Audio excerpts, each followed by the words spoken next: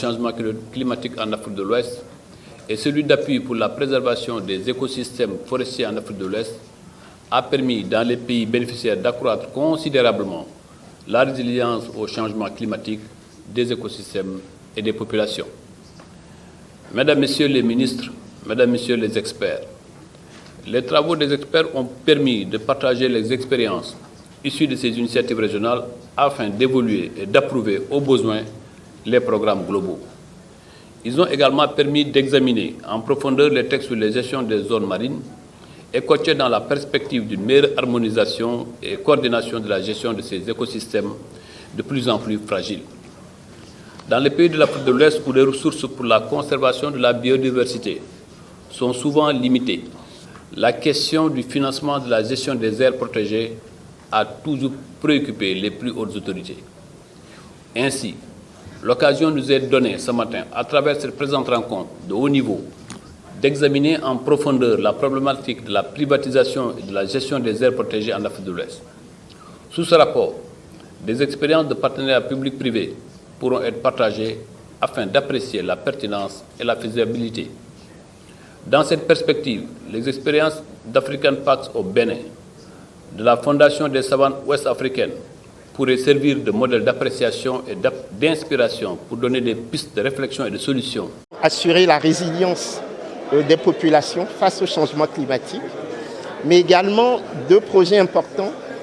financés par l'Union européenne, donc un programme d'appui à la biodiversité, sa préservation, le programme PAPBio, et le programme d'appui à la préservation des forêts, le programme PAPFOR. Ces trois grands programmes, WACA, PAPBio et PAPFOR, nous permettent de mettre en place des observatoires. Parce qu'on ne peut pas faire des politiques publiques efficaces si on n'est pas renseigné sur la réalité de ce qui se passe. Et c'est pour ça que nous avons mis en place l'Observatoire des aires protégées et de la biodiversité, l'Observatoire du littoral ouest-africain, l'ORLOA, et surtout, nous sommes en train de prendre des textes, et c'est aussi l'objectif, un des objectifs de cette rencontre, des textes qui vont nous permettre de mettre dans notre dispositif juridique interne tout l'habillage qu'il faut pour que nos projets aient un substrat institutionnel fort.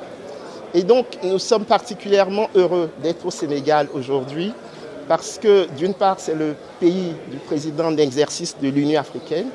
mais c'est aussi le pays du président de la commission du UEMOA, M. Abdoulaye Diop, qui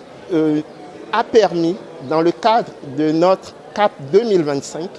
de mettre en évidence trois actions majeures qui nous concernent aujourd'hui. La promotion de la sécurité alimentaire dans un contexte de flambée des prix,